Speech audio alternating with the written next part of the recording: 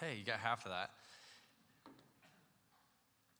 It's funny, Mary mentioned a minute ago, Monday night, you guys are fortunate. It's just a different feel. Like you've been working all day, you've been somewhere all day, and so by the time everybody gets to church, there's just sort of this, it's one of two things. Either it's tired or it's just sort of filters off, and that can go one of two ways. Either that's a good thing or it's a dangerous thing. We usually record, for you guys that don't know, we usually try to record on Sundays because Monday nights may not be something we'd want to broadcast. But tonight we're making an exception. Let me just catch up real quick. Here's what you see in the summers, and I've felt challenged over the last probably 6 or 7 months with this. Is that in the summer what you see is that's when people travel, and that's when people are in and out, and you're seeing families, and you're going on vacations. How many of you guys have been out of the state already this year, sometime this summer? So yeah, and so what you see is people that are in and out, and what that equates to is the ability to cluster the attendance for an example in churches always go down in the summer, always, and that's just, it's unavoidable. It's always been that way. It's been that way since as long as church has been going. Well, okay, so if that was, we're going to call that the point one. Point two is that we've got technology playing this role, and that all of a sudden technology comes in, and for you guys keeping up with the world, technology is changing the rules on everything. Everything is being adjusted or shifted around with the role that technology is playing. And what we're seeing has been really, really cool is that instead of the fear of, wait a minute, technology is going to destroy church attendance, what we're finding is this time of year, people are able to utilize what we're doing online and the videos and the app and the website and the social media. It's been great for us to get to see how people are able to take that with them wherever they go. They're able to share it. You can actually, what's crazy is you can actually be more interactive online than in person. Like we get to see faces and names and when people leave comments or shares or whatever it is like that. So it's been cool. And if you're watching online, that's exciting because the reach that we're able to have as far as, we hear it all the time. I wish I had a church like this where I was. Great, now you do. I've gotten over the concern. I think initially the concern was we're going to drive people into isolation. People would use an internet campus as an excuse to not go to church. And I think I've gotten over that because what I'm finding is that people are already isolated. You know, the risk of who might take the message the wrong way and use it as an excuse to not be a part of a church are going to be far outweighed by people who go, I'm already not in church. I'm already not connected somewhere. This could be like an on-ramp. And so, yeah, I don't know. That wasn't really even part of the sermon other than now you know what I've been thinking lately. So you're all caught up. We talked about it last week that in life there are problems that need solved and there are tensions that need managed. When you go to the doctor, sometimes he'll say, hey, you have a problem, we can fix it. Other times you go to the doctor goes, yep, that's just what happens as you get older. There are sometimes that there are problems that can be solved. Sometimes there are tensions that need to be managed. And the best example of that in my own life, of the tension that is just constantly there, the problem is every time you have tension, if you're not careful, you want to treat it like a problem. You're like, how do I get rid of the tension? How do I remove this tension? How do I address this so the tension's not there? But what we're learning in the Word is that sometimes God puts the tension there because He does work in those moments. And the best example of that in my life is the tension between where I am and where I want to be. I don't ever stop and think about where I have been. There's constant tension between where I am and where I want to be. And the problem is, if you were to erase that tension, one of two things would happen. I would get there before I'm prepared and I would mess it up, or I would never leave where I'm at now. It's the tension that drives me forward but prepares me as I get there. If my kids, I've got a little boy who's 9 and I've got a little girl who's 6, and if you were to ask them, hey, could you drive to Bend? They would go, yes. I'm prepared. In their lives, I am the only thing stopping them from freedom. Because what I know is they're not ready for there until they spend more time here. Is this making sense? And how many times God in your life represents the tension because you're like, God, if you could just help me get to there. And God goes, I'm not going to get you there. You're not ready. But that tension still exists. I heard a story this week, and don't quiz me on the details because I didn't listen closely, but it was a podcast about a lady who had gotten a job as an assistant in a hair salon. And her job as the assistant in the hair salon was not the manager. She wasn't in charge. She was at the bottom of the totem pole, and she was in charge of washing and drying people's hair. That was her role. She was assistant to the guy. She was an assistant to the salon. And she got really good at washing and drying hair. And even though she thought she was going into the hair industry, what she found is there was a niche market, and she created what was called the dry bar. And the dry bar made $100 million revenue in 6 years because she found a niche in a moment of tension. between where she was and where she wanted to be. The tension steered her. And I was listening to this podcast, and I'm thinking of times, in my life where I didn't get the results I wanted, but because I didn't get the results I wanted, I ended up in an even better place. So spiritually, when you look at that, let me just tell you what that looks like. There's a tension between who you are today and who you want to be. And that leaves a gap because the enemy wants to come in and condemn you and say that is why you're not acceptable. That's why you're subpar. That's why you're below. That's why you're not worthy. All of those things are found in moments of tension. God said that his name for Israel was wrestles with God. And then you find that the name Muslim means submitted to God. And I had to fight with that one. I had to fight with that one because in my mind I thought, wait a minute, I thought submitted to God was the goal. Now listen, it is. Wrestles with God talks about a process. Submitted to God talks about an arrival. When God says that it's okay that we wrestle with him, what he's doing is he is clearing a space for you to wrestle through moments of tension. He's giving you a space so that in moments of tension, you have been given permission by God to work things out and wrestle through it. And I want to look in closer at that in Matthew chapter 3. So we're going to look at John the Baptist, verse 1. It says, in those days, John the Baptist came preaching in the wilderness of Judea and saying, repent, for the kingdom of heaven has come near. This is he who was spoken of through the prophet Isaiah, a voice of one calling in the wilderness, prepare the way for the Lord, make straight the paths for him. I've always heard this story. I've always heard about John the Baptist. Are you this? Are you that? And John says, I'm the voice in the wilderness. You guys heard this? For some reason, I don't know why I didn't know because it says it right there. But when you look at all the way back in the Old Testament, in Isaiah chapter 40, verse 3, it says, a voice of one calling in the wilderness, prepare a way for the Lord, make straight in the desert a highway for our God. Remember this because it's going to kind of set up where we're going. It's going to be one of those little moments that we're going to have to think back to. But John the Baptist was validating his message by quoting Isaiah. He was saying the tension between what was prophesied all those years ago and what is happening today. We are now arriving at the there. It's now. This is what we're doing. And John the Baptist, the role that he played was he was like this plow that was just digging up the soil. Soil that had been hardened and washed over and had become just corroded with, the Pharisees were in charge. And John the Baptist, when he gets here, he is harsh. Imagine the kind of personality type it takes to start just tilling up soil, breaking up the ground and saying, getting ready. He's preparing a way for Jesus so that when Jesus shows up, all the feathers are ruffled. Listen to his message. How many of you guys went to church in 1985? A few of us. The church is always going to swing on a pendulum, always. It's going to go between like law and grace. And it's good. It's not a bad thing because when you go too far towards grace, you need to bring it back towards law. And when you go too far towards law, you got to bring it back towards grace. And in my life, it seems like 1985 was like the peak of law. And so what you got was a lot of hellfire and brimstone messages. It was repent, you're going to hell, you're bad, you'll never be good. Anybody have to sit through any of these and you're like, I agree.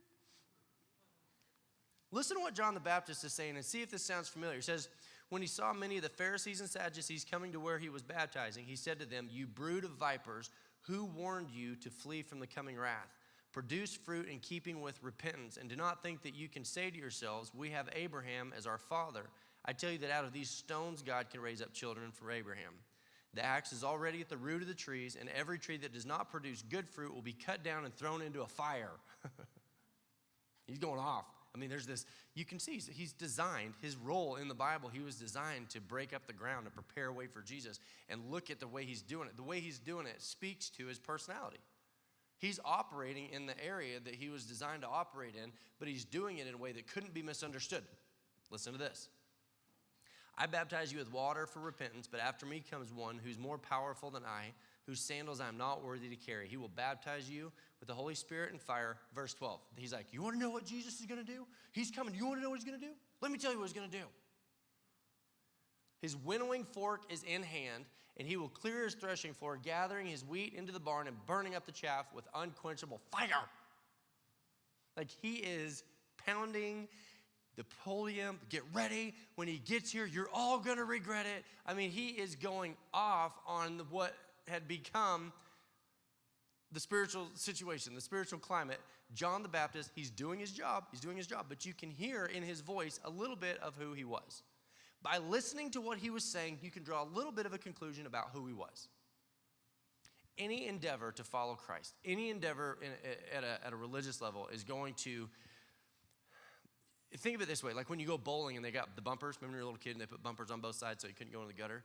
The bumpers, as we go through this practice, the religious practices of people in general, the bumpers are dogma on this side, and when I say dogma, it's like the rules, the spirituality. What does the Bible say? What are the rules? How is it played out? The rules on this side. And over here, you've got the spirituality, the feelings. So you've got the rules and the feelings. And this is always going to be sort of what we bump against. And when you go too far to the left and you get just strictly rules, you write humanity out of it. Have you ever been to a church that just is completely intolerant of you being a human?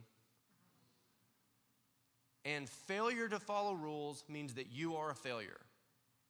That you aren't as good as the person delivering the message. That is when you know you're getting really close to the bumper of the dogma, the rules. On this side, the spiritualism, we don't need rules. It's about grace. And that's when you get people dancing in the aisles and going nuts and screaming and carrying on and laughing and carrying snakes and all the... You ever been somewhere that you're like, I think the rules would be better than this? I mean, I didn't think legalism was cool, but maybe it's not quite so bad. So it's always, that's where you find yourself. And so what you see, and it's not a bad thing. I mean, life, even outside the church, travels between order and chaos. There's always this order on the left, chaos on the right. And it's funny because the people who are very heavy into the order are always intolerant of people who are very heavy into the chaos. And people who are very heavy into the chaos are always intolerant of people who are very, it's, well, we do ours this way. And what we don't realize is that it is a balance. There's a balance. Both need both. If you are all about order, then what happens is you become cold and you become rigid and you write humanity out of the picture. And if you're too far into the chaos, then what happens is there is no structure, there is no order, and things begin to fall apart. The balance is perfect. The balance between the two, can we go back to this word again? There is a tension between the two that creates kind of a sweet spot. In our political system, I'm just going to wait because I know that word makes everybody nervous in church. The conservative and the liberal, here's the problem, is that everybody that's a liberal thinks the conservatives are the problem, and everybody that's a conservative thinks the liberals are the problem. And the truth is there's kind of good points on both sides, and there's kind of garbage on both sides, but the balance in the tension creates kind of a nice operating zone. And don't you see that every side thinks the other side is to blame for all the problems? And while the two sides are battling it out, the majority of people just go about life realizing that things aren't as bad as the people say they are. There is a tension that can allow health. And I know that's going to ruffle a few feathers just because the word political got brought up. But the truth is, with tension, it keeps us from going too far to the right and to the left. And so the same is true in church when the rules, the dogma is considered, but you don't write the humanity out of it. The spiritual part of what goes on is also considered. Listen to what John the Baptist is saying and consider this. That the Bible, this is one of my favorite things about the Bible. It's not a story about perfect people. The Bible specifically sets the bar low enough that you can grab it. And that I can grab it. Because it tells a story and you're like, I could do that. The Bible is not going to be the one that comes in and puts on the church face and goes, everything's perfect and everybody got it right. It's a story of imperfect people perfectly completing the will of God. So when you hear the story of somebody, it's okay to go, I'm not sure he got that quite right. You're not questioning the validity of the Bible. You're acknowledging that it is written about people who are trying to get it right within the tension. Does this make sense? We have to consider that every time someone speaks in the Bible, that what they're saying isn't dead on accurate. They're speaking to the tension somewhere between completely left and completely right. So John the Baptist, that means this. John the Baptist was never thought of as being perfect. Does that take a little bit of pressure off of how you read the Bible? That not every single, there's an entire chapter of the Bible that's just Solomon sort of ranting about what he's finding in life. And if you read through it, it doesn't make sense if you think everything written in the Bible is specifically perfect. It doesn't even say that it is. It's a perspective. So John the Baptist says this, and keeping that in mind, listen to what John the Baptist says, and then see if you can predict which side of dogma or spiritualism he tends to fall. Because we've all got a little bit of one or the other. He says to the Pharisees and Sadducees, you brood of vipers. It feels a little bit like the rules. Every tree that does not produce good fruit will be cut down and thrown into the fire. And he's describing Jesus as having his winnowing fork in hand, and he will clear his threshing floor, gathering up his wheat into the barn and burning up the chaff with unquenchable fire.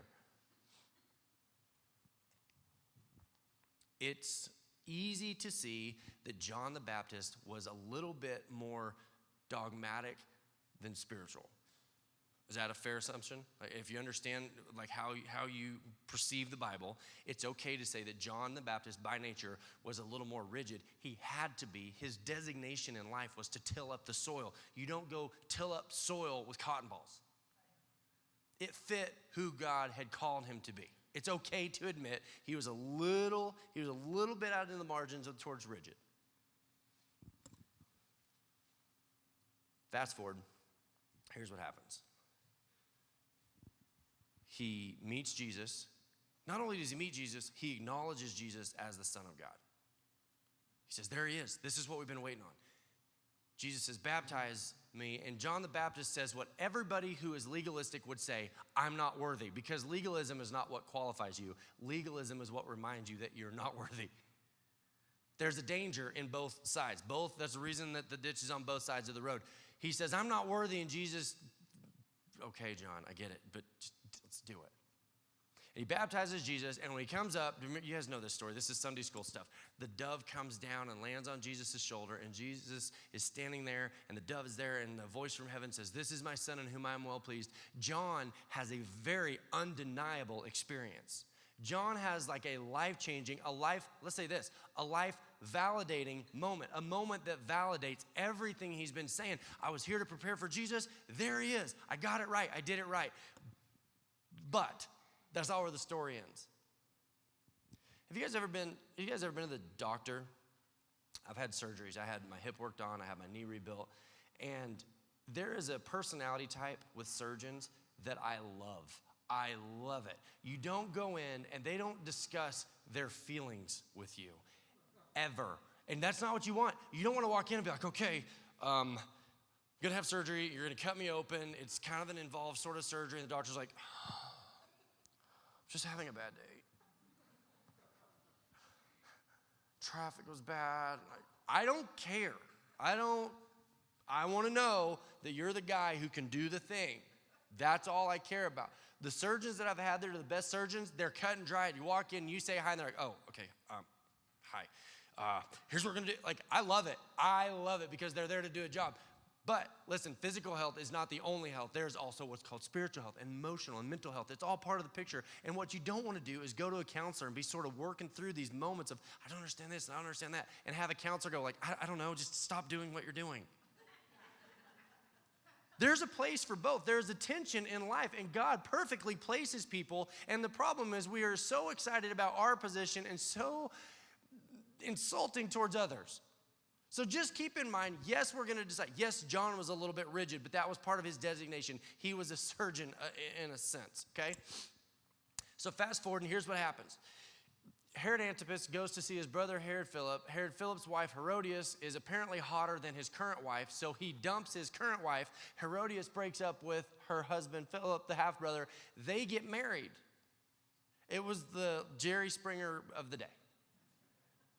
It was this whole thing, and Herod who's in charge. But John, remember who John was. John was law. John was the one that comes in, and he's the plow. He's breaking up the soil. So John does what John does, and he speaks out, and he condemns the leader. Not a good move. And so, as a result, he's thrown in jail. Now, was John the Baptist a perfect person? No. But in this specific instance, he gets thrown into jail not for what he did wrong. He actually gets thrown into jail for something that he said that was actually true. He was on the side of truth. Maybe there was a better way to do it. I don't know. I wasn't there. Maybe there was grace that could have been extended. I don't know. But he was speaking out in condemnation of the leader. And he gets thrown in jail. And so now he's in jail and he's working through. Have you ever had let me ask you something, because I know the answer to this question is yes, but I'm going to ask it anyway.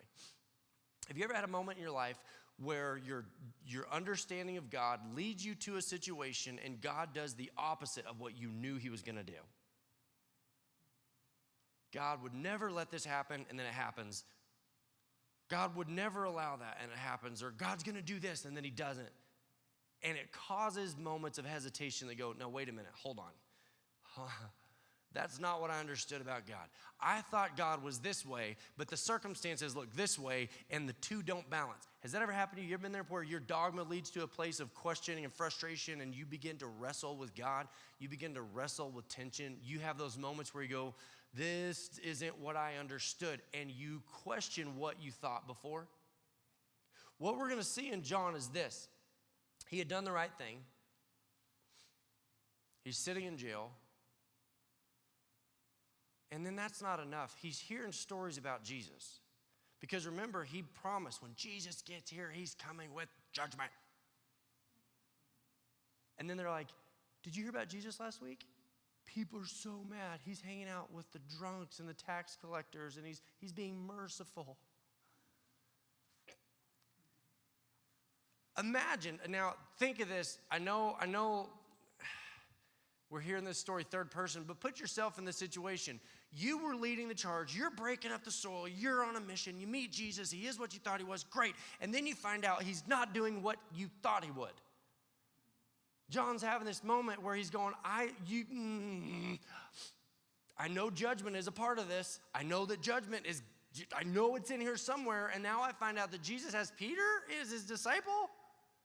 Peter's got the worst mouth of all the fishermen. Judas is not a good guy. He's hanging out with Zacchaeus. Everything that Jesus is demonstrating is mercy. John had been promised judgment, and he's demonstrating mercy. Listen, let me tell you something. Your thoughts on God should always be expanding.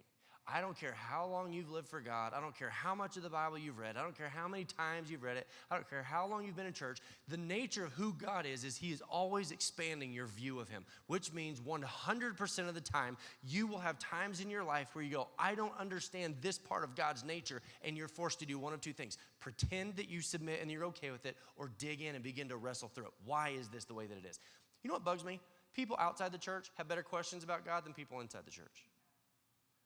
It's like we've been told for so long that our name is supposed to be submitted that when people are like, oh yeah, well if the Bible's true, then why this? They're like, oh, I don't know, that's because I have faith. Faith is like our get out of jail free card. When we don't know the answers, like, faith. The world is asking questions that we should be asking. We should have more questions. We should be the ones digging in. We should be the ones go, I don't know, but here's what I do know. I trust the more I get to know God, the more of him I discover, the more loving he is, and the more that he loves me, the more I love him. Here's why. Rules cannot produce love. If you struggle with your ability to love God, it's because rules do not produce love. Love produces love. And when you dig down deep and you find who God is and you work through questions and you wrestle with hard things, what you find is as God expands your view of him, there's more of him to love because he first loved us. Love produces love, not rules. Rules cannot produce love in your life. So here's John. This is what John's going through. What we're talking about, John's going through this. He's like, I'm in jail. I did it right, and I'm in jail. They did it wrong, and they're hanging out with Jesus. Matthew chapter 11, verse 1. After Jesus had finished instructing his 12 disciples, he went on from there to teach and preach in the towns of Galilee. When John, who was in prison, heard about the deeds of the Messiah, there it is, he sent to his disciples to ask him, are you the one who is to come, or should we expect someone else? Doesn't it sound like Judgy John is not maybe quite cooled off just yet? There's still this moment of just red hot, passionate judgment. He's like, what? How can you be both? How can you be the Jesus that I cleared a path for and the Jesus that hangs out with sinners and is demonstrating mercy? Did I miss it? Keep in mind, John had experienced the dove and the confirmation. Like, imagine the struggle that's going on in his mind and in his spirit. Let me tell you, if you've ever been there, don't beat yourself up. If you've ever been to a place where like, I don't understand this about God. I'm having moments of doubt. I'm having moments of questioning. This doesn't seem right. Lean into it. Listen, you have 100% permission from God to lean into it, because otherwise you are I hate to say it, you're a hypocrite. You're pretending you're okay with it, but deep down you know you're not. You know there's questions that you don't understand. And God is saying, I'm a big God. Dig in. You know what I think sometimes? I think sometimes the church is afraid to dig in because we're afraid of what we'll find, and what if it's not true? The faith does not come in pretending to submit. Faith comes that if I dig down in there, I don't know what I'm going to find, but I know it's going to prove more about God than I already knew.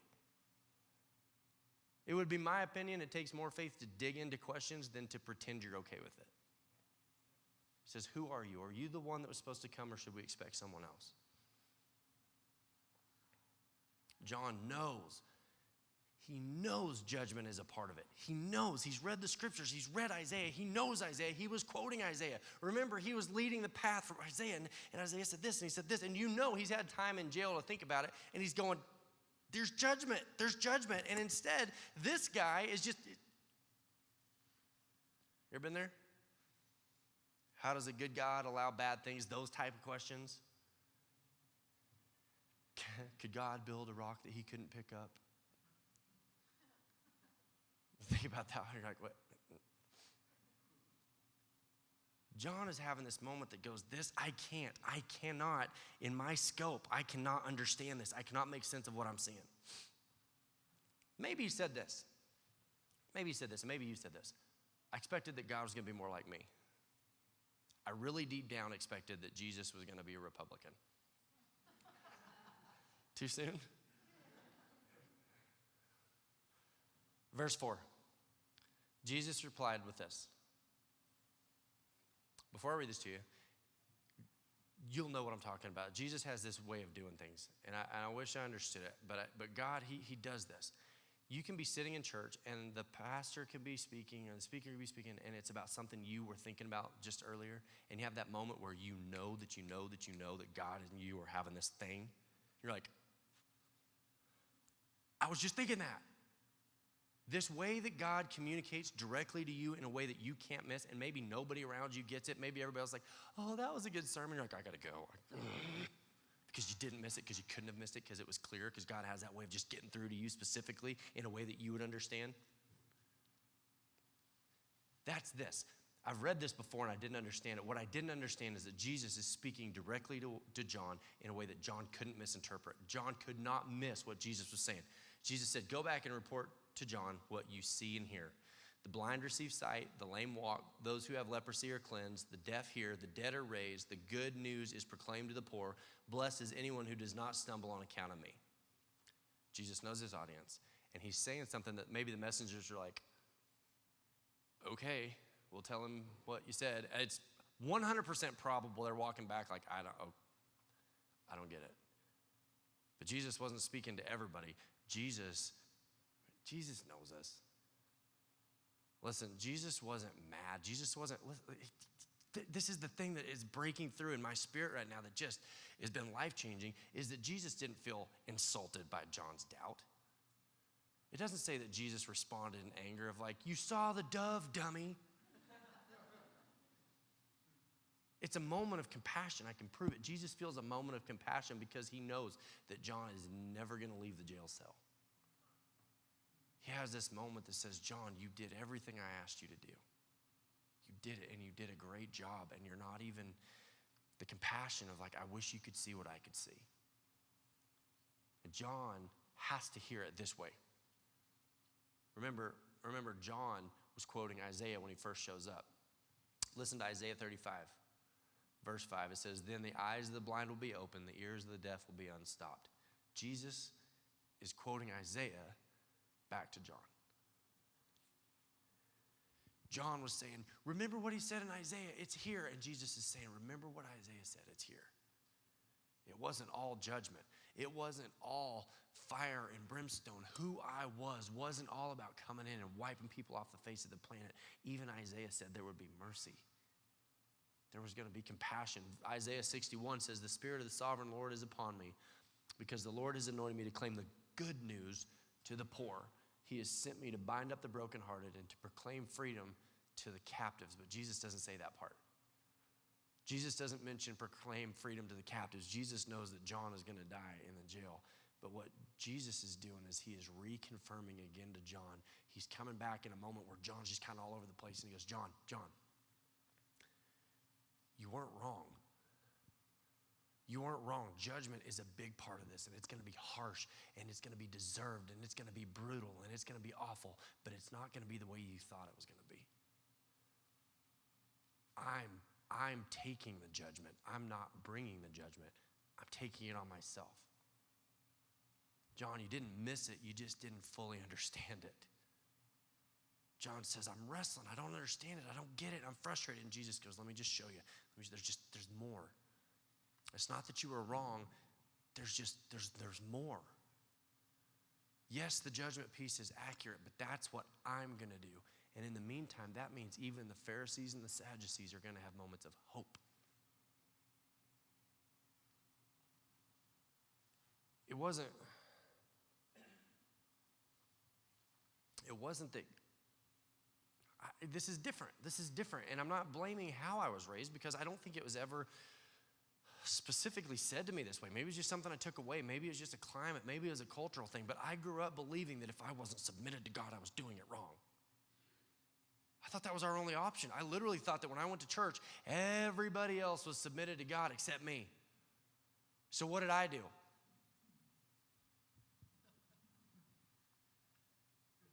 You play along. You pretend that somehow we're all at this arrival point of submission, and when we have questions and we have frustrations, we have moments of doubt, you don't bring those up because that's a sign of doubt, except for when you're dealing with Jesus. Jesus says, bring those moments to me. And he answers in mercy, and he answers in love, and he answers in moments of the most difficult portion of John the Baptist's life. He says, yeah, don't miss what I'm about to say. This is the crux of the rest of the sermon. This is where the rest of the sermon is built on, is that John the Baptist was breaking up the soil with the law, with the rules, and with the determination, right? This is who he was. Jesus turns around, and he begins to break up the soil in John's life with mercy. How do you write that? How do you put that into context? That Jesus says, I've used you as a tool to break up the soil to prepare a way for me, but now that I'm here, I'm going to use mercy to break up the soil in you, because you haven't quite fully grasped what I'm here to do. But he did it in mercy. He did it in love. And then he goes on to say this. Listen to this. Matthew chapter 11, verse 10. So the messengers leave, and John turns back to the crowd and goes, I got to tell you about this guy. If you guys don't know this John the Baptist, let me tell you who he was. See, he could have so easily been like, what are you going to do? I mean, the dove, man, and this guy, I mean, how much more can you do? He could have said anything. He could have said, hey, even that guy doubted, so he could have said anything. And instead, he chooses in this wrestling match. John's going through this wrestling match of, I don't understand this doesn't make sense. And Jesus is on the sidelines rooting for John. He wasn't threatened by it at all. He actually says, I'm glad, yes. Listen to this. He goes, this is the one about whom it is written, I will send my messenger ahead of you who will prepare your way before you. Truly, I tell you, among those born of women, there has not risen anyone greater than John the Baptist. Jesus is going, I wish you could know this guy. The messengers say, John's doubting you. And Jesus goes, this guy is amazing. John's wrestling with doubt, and Jesus goes, oh, he's going to figure that out. You ought to see him. You ought to know him. You ought to know his personality. I wish you could know him the way that I know him. That's a little bit of a glimpse into what Jesus says about you in moments where you're fighting and you're wrestling. It's not like God's going, you better figure this out. How many times do I have to bail you out? How many times do I have to prove to you I'm a good God? Those are all things you say to yourself. This moment of wrestling of how can God be a good God and this be happening and is there an answer? Because when you dig down in there, God does what God does, and he expands your scope and he expands your view. He goes, you thought you knew me, but you didn't know all of me. There's more there, and when you understand the more of who God is, the more fall in love with him. And while you're wrestling through this, Jesus is going, you're doing great. Doesn't that paint a little bit softer picture of Jesus than the picture you paint in your own mind in moments of battles and moments of tension? I read a story. We're going to completely jump lanes, but we're almost done. Anthony Rizzo, he has an ERA in Major League Baseball of 0.00. Google it. And the reason he has a perfect ERA in baseball is because he's thrown to one batter, and it got him out. Perfect ERA, 0.00. By comparison, I grew up in Texas, and if you grow up in Texas and you're a baseball fan, there is one name and then the rest of Texas baseball, and that one name is Nolan Ryan. So just by comparison, because here Anthony Rizzo has the best ERA in baseball because it's kind of a fluke. It was like the later innings of overtime, and he gets one batter out. It's perfect ERA. Nolan Ryan, not arguably, the best pitcher that's ever lived. His ERA is 3.19, far worse. But he started playing baseball in 1966, and he didn't stop playing baseball till 1993. And he had a lot of moments where he would stand up there, he would throw the ball, and the batter would hit the ball over the fence, and he would give up runs. And he had moments of failure, and he had moments where he would go out there and it wouldn't go right, and the coach would come out, oh, you just don't have it tonight. Things that Anthony Rizzo, as an outfielder, never experienced. I only pitched one time, and I didn't get pulled, and it was awesome. The game ended, and I'm a hero. It's almost as though, and I know this is stupid, but it's almost as though we have set the Anthony Rizzo goal, and every time we go and we struggle and we battle through things, we are caught up in self-hatred and self-insults, and it's like we play into the accuser's hand that says, oh, I failed, oh, I messed up. But the problem is this, is that Nolan Ryan did something. Nolan Ryan ended his career with 5,714 strikeouts. I think that's where we are. I think the church has gone far enough pretending that we're getting it right. Walking into church, pretending that we understand the whole Bible and there's no questions. We're good. How you doing? Good. So good. Blessed. Hashtag blessed. And then we go home and we're like, why is my life like this? Why are my relationships like this? Why is work like this? Hey, yeah. It's this completely unrealistic standard. And have we gone far? Listen, I'm not saying lean into the failure or enjoy the failure. Never did Nolan Ryan leave the game and go, I'll just mess up. I just do that sometimes. I just enjoy it. No, it was a tension. It was a struggle. It was a battle. I hate when I fail, but I realize that in moments of this tension and frustration and anger, there are times where I'm questioning, I'm growing. Where there is no process, it rhymes. But where there is no process, there's no progress. And it's like we've bought into this lie that if we're struggling, if we're battling, if we have questions, that it's failure. The problem is this: tension was not designed to be solved. Tension was designed to do a work in your life, to bring you from where you are to where you're going. And I am done with the world having better questions about God than the church has. We should be leading the charge. If we have faith that God is who we say he is, and the word is what the word tells us that he is, we should be leaning into questions, going, I have to understand that. I know he's a good God, but I've got to make sense of what I'm seeing here and what I'm seeing there, and what are the questions? And when it seems like there's a contradiction, why does it seem like there's a contradiction? That should be us. The Bible says, come, let us reason together. What he's saying is, let's come together, let's address the tension, let's wrestle through that. Let's operate in that space that God has given us to dig in and go, are you what we believe you are? How does this make sense so that we can have moments where God says, keep going.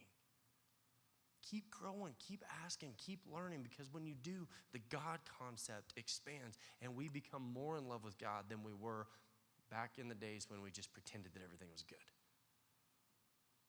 Let's pray. God, this sermon only works because it's what you said.